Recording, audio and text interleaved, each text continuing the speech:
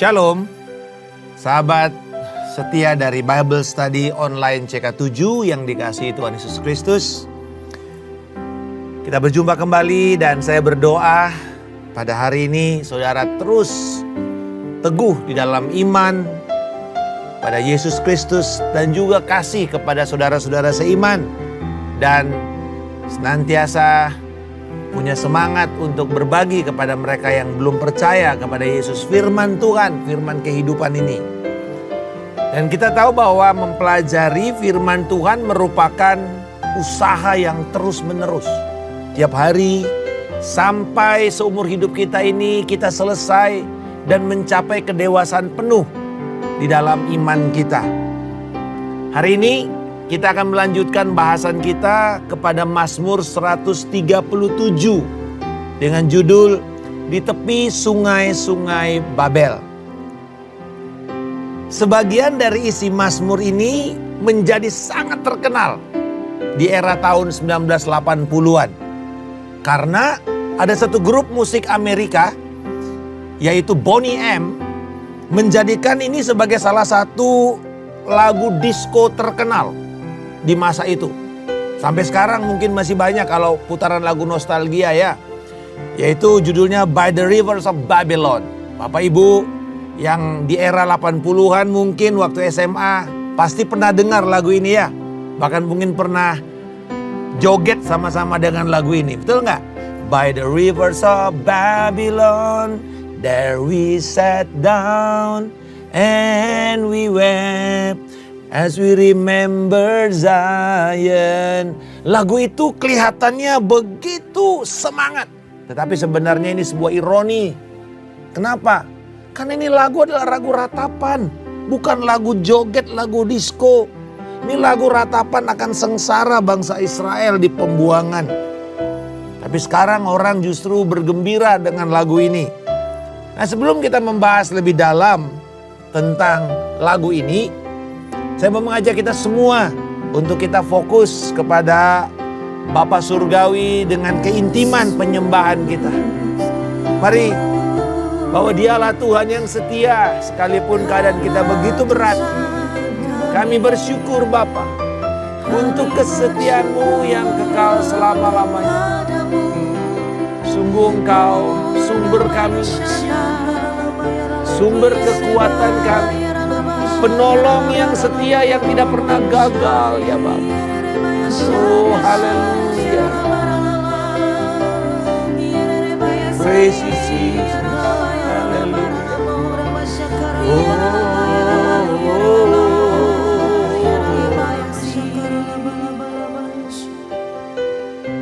Tak selalu Tuhan menjawab doa, tapi Dia beri yang terbaik di waktu yang tepat.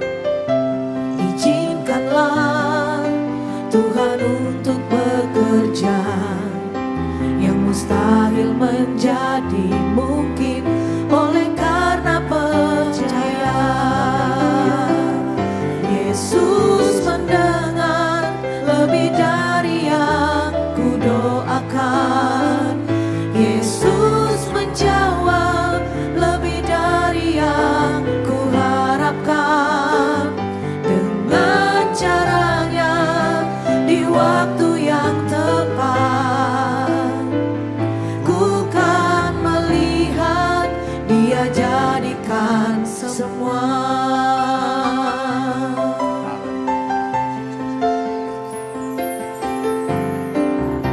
Tak selalu Tuhan menjawab doa, tapi Dia beri yang terbaik di waktu yang tepat. Izinkanlah Tuhan untuk bekerja, yang mustahil menjadi mungkin oleh karena percaya. Yesus mendengar lebih dari yang ku doakan. Yesus menjawab lebih dari yang ku harapkan. Dengan cara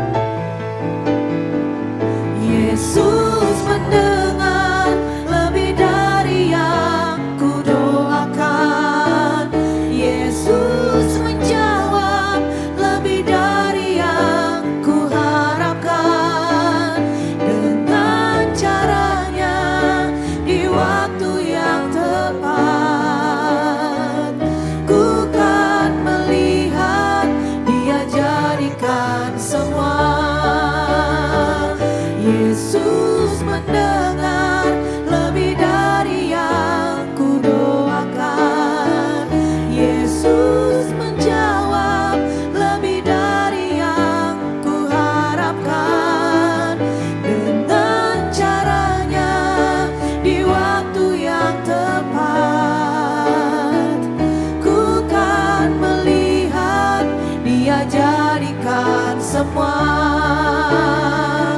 Ku kan melihat Dia jadikan semua. Ku kan melihat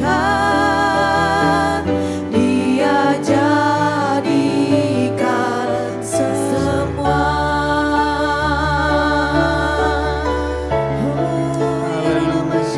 Kau yang jadikan Tuhan yang setia. Kau akan menolong kami.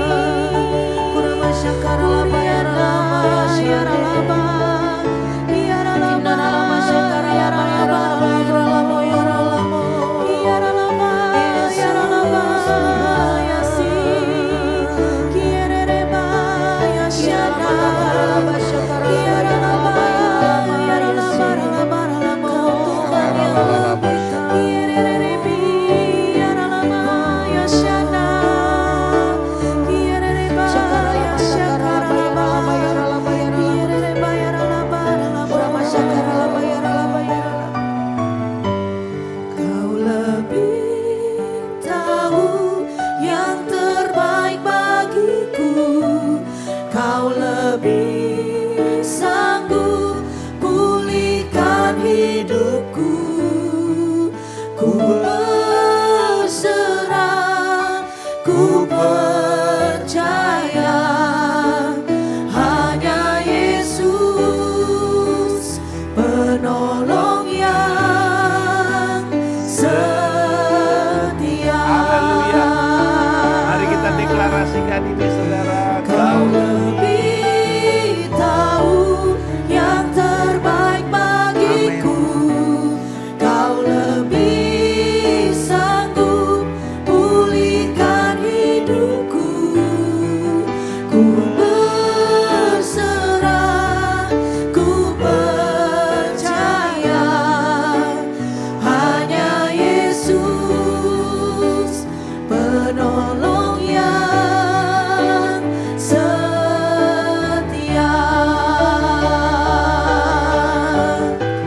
Kau lebih tahu yang terbaik bagiku. Kau lebih sanggup pulihkan hidupku. Ku berserah, ku percaya hanya Yesus penolong yang setia. Hanya Yesus penolong yang setia. Hanya Yesus penolong yang setia. Kami bersyukur Bapa atas kesetiaan-Mu dan Yesus yang terus ada bersama-sama dengan kami. Immanuel, Allah yang menyertai kami, tidak pernah meninggalkan kami. Biarlah kebenaran firman pada hari ini semakin menguatkan, meneguhkan iman kami, memberikan keyakinan kepada kami akan apa yang kami pilih ini adalah hal yang benar dan yang kekal. Di dalam nama Yesus kami berdoa. Amin. Sahabat Bible Study Online CK7 yang saya kasihi, kalau kita melihat Mazmur 137 ini, bahasa atau gaya bahasa, ungkapan dari lirik-lirik Mazmur 137 ini jelas mencerminkan masa sukar. Bukan hanya karena di awalnya dikatakan di sanalah kita duduk sambil menangis. Tapi justru ini adalah mengatakan bahwa waktu mereka dibuang, dideportasi ke Babel, orang-orang Yerusalem diangkut, orang kerajaan Yehuda diangkut ke Yerusalem. Ternyata itu merupakan sebuah pengalaman traumatik. Karena satu, Yerusalem hancur tahun 586 sebelum Masehi. Bait suci Salomo, kebanggaan bangsa Israel, hancur, diruntuhkan. Nah, kelihatannya pengalaman ini sangat pedih. Begitu membekas sekali traumanya. Dan sepertinya walaupun ini sudah berlangsung lama, seperti masih kemarin gitu, masih segar dalam ingatan mereka. Terutama kepada para penyanyi dan para pemuji ini. Karena peristiwa pembuangan Yehuda ke Babel telah menciptakan krisis nasional, baik secara politik, tapi juga krisis iman. Kepercayaan mereka kepada Yahweh. Kok mereka ini bisa dikalahkan? Kok mereka bisa tercerabut dari negeri kelahiran mereka, dari tanah perjanjian mereka? Kok bait suci nggak dibela sama Tuhan? Kira-kira begitu.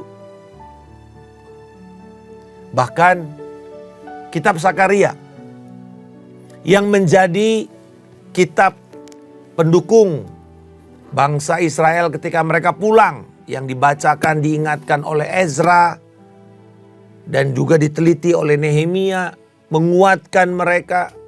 Nubuatan Nabi Sakaria ini, kalau kita baca kitab Sakaria, juga banyak mengingatkan mereka tentang melakukan puasa, meratap untuk mengingat sejarah tragis bangsa ini.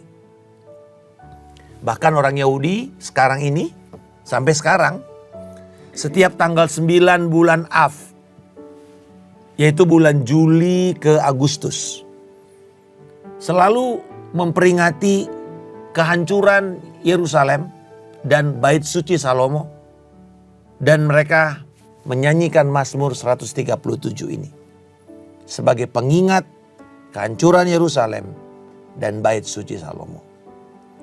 Mari kita lihat struktur daripada lagu ini. Lagu ini merupakan ratapan, maka dimulailah dengan sebuah kesedihan.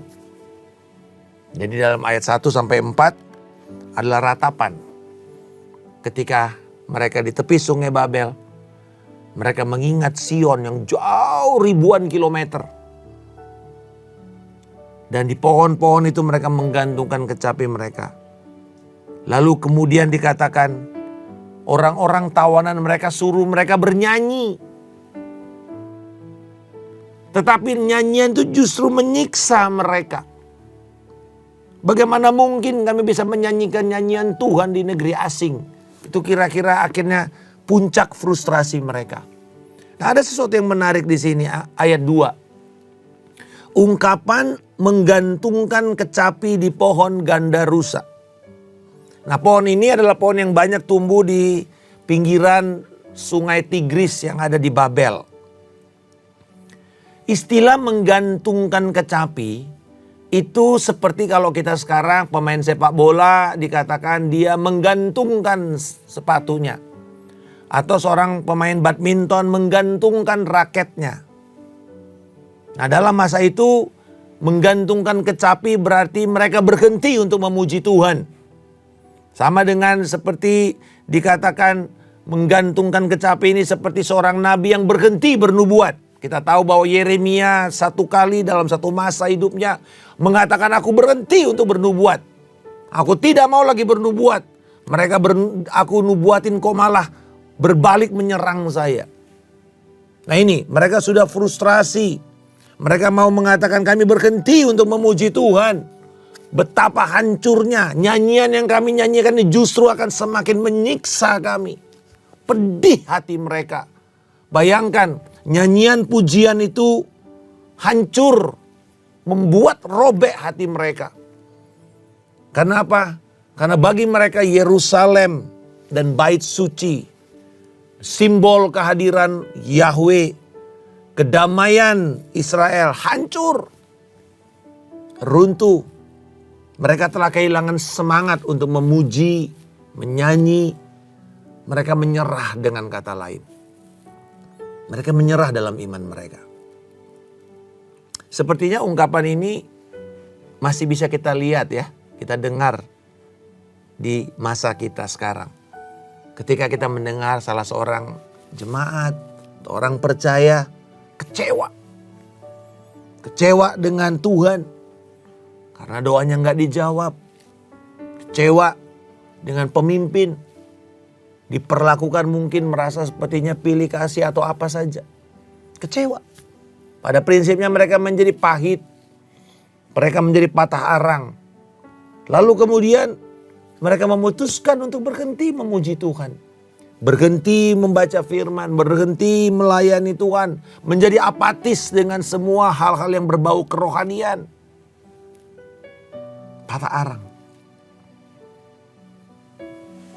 Bila saudara berada dalam posisi itu, jangan berhenti. Mari kita baca ayat yang ke-5 dan ke-6. Terjadi sebuah perubahan. Dikatakan, jika aku melupakan engkau, hai Yerusalem, biarlah lumpuh tangan kananku. Seperti orang yang kena stroke. Biarlah lidahku melekat pada langit-langitku. Jika aku tidak mengingat engkau. Jika aku tidak mengutamakan Yerusalem lebih daripada segala sukacitaku. Coba saudara-saudara yang di rumah. Tempelkan lidah saudara di langit-langit saudara. Keras. Sekarang mulai belajar ngomong. Susah kan? Nggak jelas kan? Kayak orang gagu kan? Itu yang terjadi di sini. Mereka mau mengatakan ada satu janji, ada satu sumpah, ada satu nazar. Untuk mengakui Tuhan. Dan komitmen untuk tetap setia kepada Tuhan. Nah pada waktu itu Yerusalem itu kiblat. Makanya saudara lihat ketika Daniel berdoa. Dia naik ke atap. Lalu dia berdoa ke arah timur. Karena pada dari Babel itu ke timur. Kiblat. Jadi kiblat itu adalah Yerusalem. Karena Yerusalem menjadi pusat dari kehidupan bangsa Israel. Dimanapun mereka semua berada, doa mereka harus ditujukan ke Yerusalem. Nah saudara-saudara itu kiblat. Dan ketika kiblatnya hancur, kemana lagi mereka mesti berdoa? Itu ya. Tetapi dikatakan di sini bila mereka tidak setia, mereka akan lumpuh. Artinya mereka seperti memberikan kutuk kepada diri mereka sendiri. Jika mereka tidak memenuhi nazar mereka, para pemuji, para penyanyi, para musisi. Bila mereka berhenti memuji Tuhan, alat yang paling penting yaitu lidah mereka akan keluh dan berhenti, kaku, lumpuh. Jadi sama seperti kalau kita orang yang bekerja lumpuh tangannya. Kalau pemuji lumpuh lidahnya. Keluh. Tidak bisa berbicara lagi dengan jelas. Tidak bisa mengungkapkan dengan lancar. Nah saudara-saudara, lebih parah lagi adalah ini.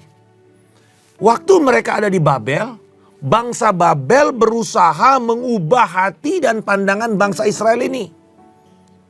Supaya mereka berpaling kepada dewa lain. Yaitu dewa yang disembah oleh Babel. Dari mana kita tahu? Mereka berusaha mengganti nama-nama mereka. Contohnya Daniel, Mishael, Azaria dan Hanaya diubah namanya menjadi Balsasar, Sadrak, Mesak, Abednego. Itu semua nama yang memiliki komponen dewa-dewa di dalam Babelonia, yaitu dewa Nebo, dewa Baal. Sementara bangsa Israel sendiri nama mereka itu selalu memiliki elemen Allah. Contohnya Daniel, Allah adalah keadilanku.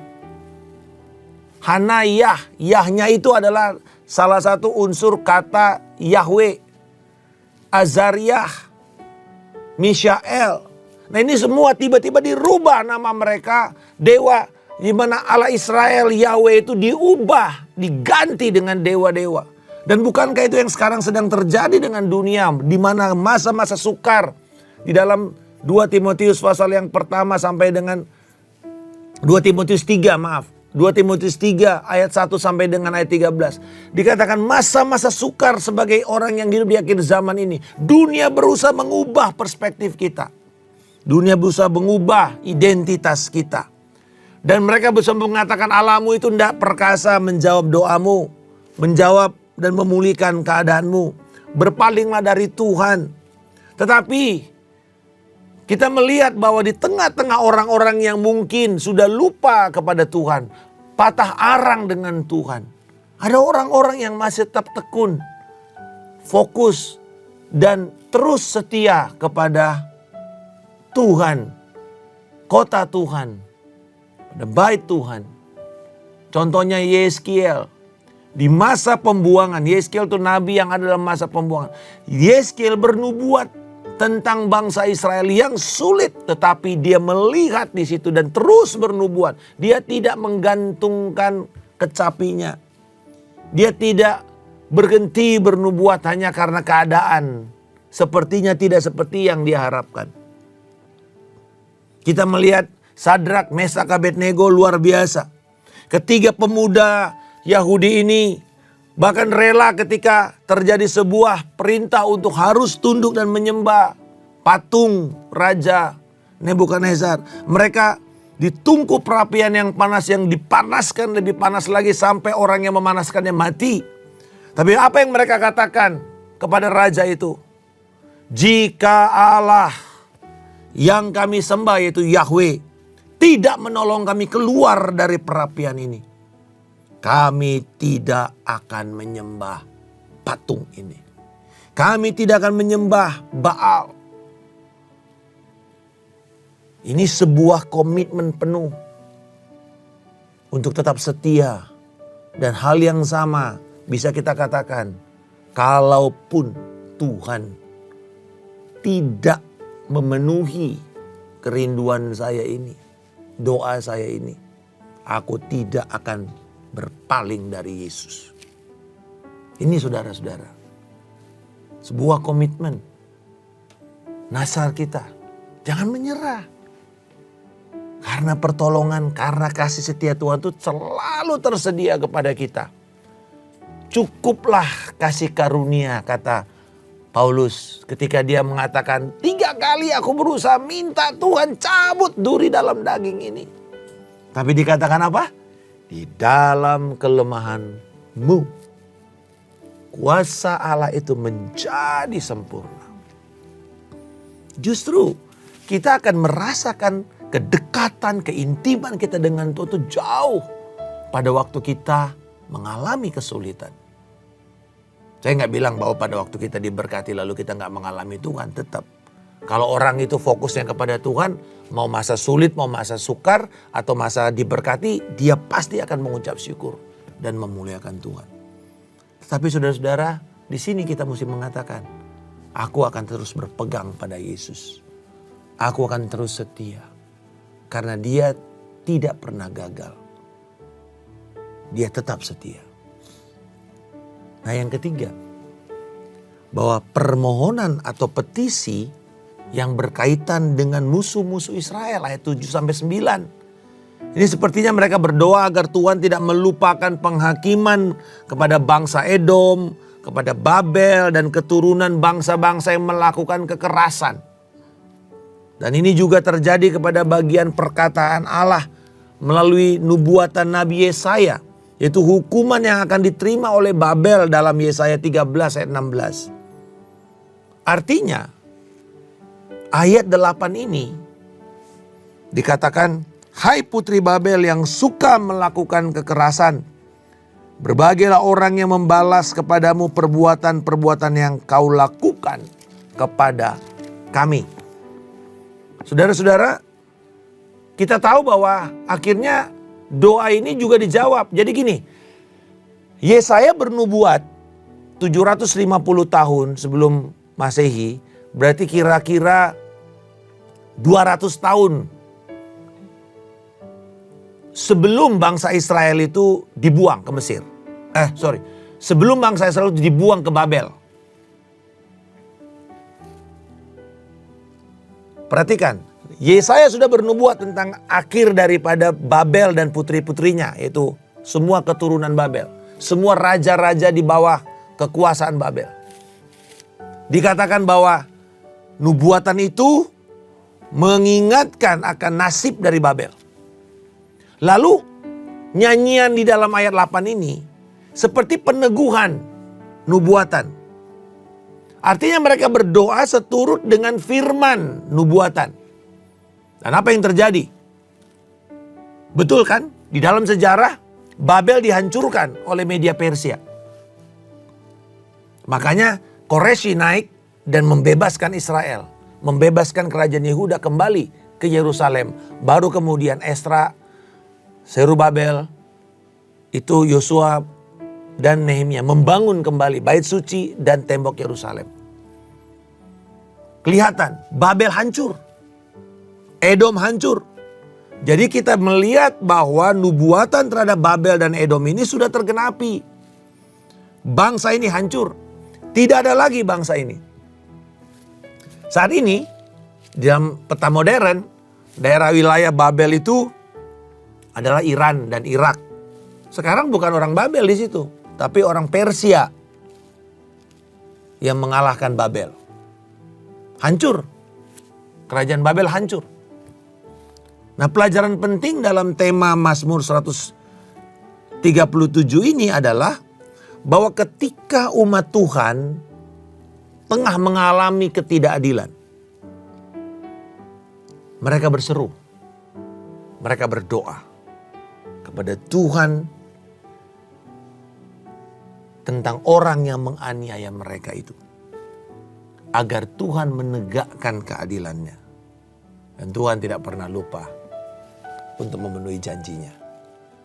Seruan dan ratapan mereka yang tertindas oleh mereka yang fasik selalu didengar Tuhan. Dan Tuhan bertindak. Apa buktinya Pak Markus? Wahyu 6 ayat 10 dikatakan begini. Dan mereka berseru dengan suara nyaring katanya, berapa lama lagi ya penguasa yang kudus dan benar, engkau tidak menghakimi dan tidak membalaskan darah kami kepada mereka yang diam di bumi? Ini adalah orang-orang yang martir. Orang-orang kudus yang mati teraniaya oleh diktator, oleh antikristus, oleh penguasa yang gelap, yang tidak mengenal Tuhan, yang tidak memuliakan Yesus Kristus. Mereka menjerit kepada Tuhan.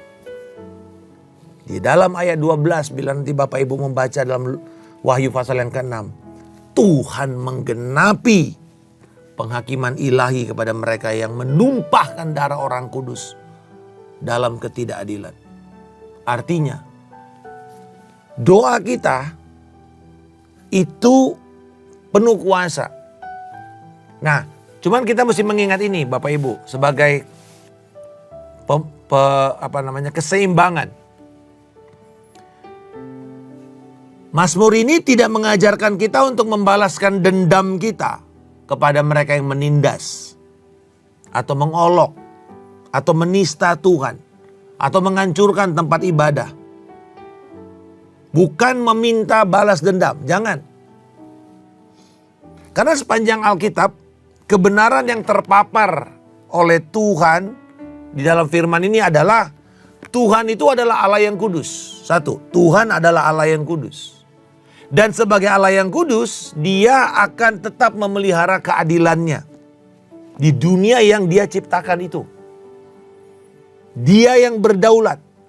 Berarti tidak ada satupun peristiwa yang luput dan lepas dari kekuasaannya. Walaupun kelihatannya itu negatif kepada umat Tuhan. Seorang teolog bernama Wolf berkata begini. Tidak akan layak bagi Tuhan untuk tidak menggunakan pedangnya jika Tuhan tidak marah terhadap ketidakadilan dan penyesatan, serta tidak mengakhiri atau menyudahi kekerasan yang ada. Karena bila Tuhan tidak bertindak terhadap semuanya itu, maka Ia tidaklah layak untuk disembah oleh umatnya. Artinya begini, Tuhan kita itu adalah Tuhan yang adil. Maka Dia akan tetap menggunakan pedang penghakimannya kepada mereka yang melakukan ketidakadilan. Tetapi waktunya bukan waktu kita. Waktunya adalah waktunya Allah. Pasti terjadi, pasti. Tanggung jawab kita cuman berdoa. Bila kejahatan itu menang, ya, dan umat Tuhan tertindas, maka apa yang kita bisa lakukan? Datanglah kepada Tuhan. Berdoa dengan penuh keyakinan. Dia pasti akan menegakkan keadilannya. Istilah kita sekarang Gusti ora sare. Tuhan tidak pernah lupa. Itu tetap percaya akan terjadi. Satu persatu orang-orang yang menghina, yang menista, yang menganiaya, Tuhan akan permalukan sendiri. Tapi janganlah tangan kita berlumuran darah dengan mengambil penghakiman atau balas dendam itu. Apa yang justru kita lakukan? Lakukan perbuatan kebaikan terus. Ampuni, berkati, doakan. Seperti kita sedang menaruh bara api di kepala mereka. Dan perbuatan-perbuatan baik itu adalah taburan benih yang kemudian naik ke sorga dan akan menurunkan penghakiman kepada mereka dari Allah sendiri. Jadi bukan dari tangan kita. Hanya kita perlu berdoa kepada Tuhan. Jadi saya mau berikan contoh begini Bapak Ibu. Bila saudara di sini di bawah, otoritas saudara sedang menekan. Jangan lawan. Jangan berontak. Jangan revolusi. Apa yang saudara lakukan? Naik ke atas. Di sini ada Allah yang berkuasa terhadap otoritas ini. Dia yang akan menyelesaikan. Karena firman Tuhan berkata dalam Amsal bahwa hati raja-raja itu seperti batang air. Ia akan mengalirkan seturut dengan kehendaknya. Mari kita percaya bahwa para penindas ini tidak akan leluasa melakukan seenaknya. Bila kita berdoa, Tuhan yang akan turun dan melakukan keadilannya. Karena itulah dia tetap layak untuk kita sembah. Dia setia. Dan sebagai penutup, Mazmur ini mengingatkan kepada kita, jangan anggap remeh setiap dosa dan segala kejahatan. Bagi mereka yang tertindas dan teraniaya, mari bawa segala kekecewaan, marah kita, pahit kita ke hadapan Tuhan. Dan curahkanlah isi hati saudara kepada Tuhan.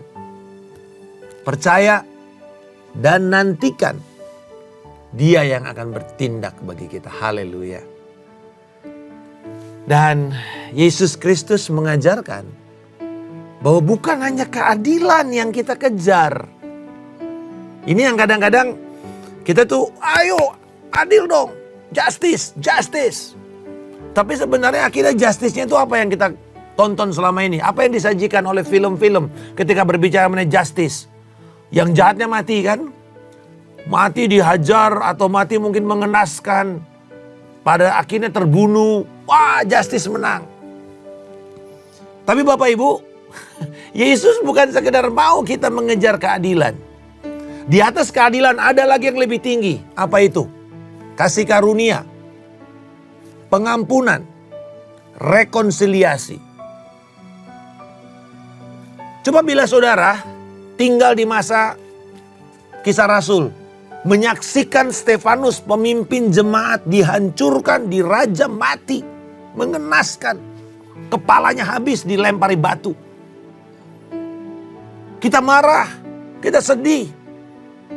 Tetapi saudara-saudara, dan di situ seorang yang bernama Saulus menyaksikan dan dia puas dengan penghakiman itu. Ditegakkan aturan agama Yahudi. Dan bahkan dia mendapatkan mandat membunuh semua orang Yahudi. Karena orang Yahudi sebenarnya nggak boleh membunuh menurut hukum Taurat. Kecuali atas nama agama. Wah, dia bersemangat mengejar sampai ke Damaskus. Tapi di tengah-tengah itu penghakiman Tuhan datang kepada Saulus. Dia dibutakan. Kita mengatakan mungkin syukurin lo Paulus. Lu buta sekarang. Tetapi saudara, di atas keadilan itu ada anugerah, ada pengampunan, ada rekonsiliasi. Saulus berubah dari seorang penganiaya, pembunuh jemaat. menjadi orang yang dipilih, dikhususkan, memberitakan kabar baik. Di atas keadilan ada anugerah, ada pengampunan, ada rekonsiliasi. Tidak mudah bagi Paulus untuk datang kepada bangsa Yahudi, kepada gereja. Pasti gereja akan mulai curiga. Waduh, ini orang jangan-jangan musuh dalam selimut ini. Nyaru-nyaru aja dia bertobat-bertobat. Tapi sebentar nanti dia jadi mata-mata. Dia membunuh kita. Oh saudara-saudara, tidak mudah bagi Paulus untuk memulai pelayanannya. Itu sebabnya diperlukan waktu persiapan Paulus. 13 tahun dia ada di wilayah Arabia. Untuk dia membuktikan kemurnian hatinya. Roh Kudus mengajarkan dia firman Allah. Sehingga ketika dia keluar, orang pun masih belum gampang mempercayai dia. Tetapi itulah kasih karunia. Makanya Paulus selalu berbicara tentang kasih karunia, kasih karunia. Bukan untuk izin berbuat dosa, bukan. Jangan membuat kasih karunia itu seperti murahan. Kasih karunia itu ada di atas keadilan, ada di atas penghakiman. Kasih karunia, pengampunan, dan rekonsiliasi. Kita berdoa, para penganiaya jemaat itu berubah. Bukan mereka mati mengenaskan. Tapi saya berdoa lebih dari itu. Anugerah Tuhan tercurah. Mereka menjadi pemberita-pemberita Injil yang radikal. Dan mereka membawa anugerah Tuhan. Dan pemulihan. Dan rekonsiliasi. Kami berdoa Bapa, saat ini Engkau yang menguatkan hati jemaat. Hari ini kami mendengar keadaan yang begitu sulit sekalipun Tuhan. Tetapi Tuhan tidak pernah akan membuat kami patah arang. Oh Tuhan, tolong ampuni kami bila kami saat ini menyerah, pahit dan marah. Biarlah Tuhan kami terus akan berpegang setia kepada janji-Mu, setia kepada firman-Mu.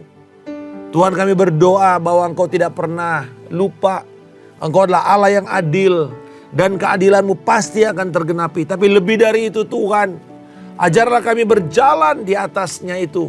Hidup di dalam kasih karunia, pengampunan, dan rekonsiliasi.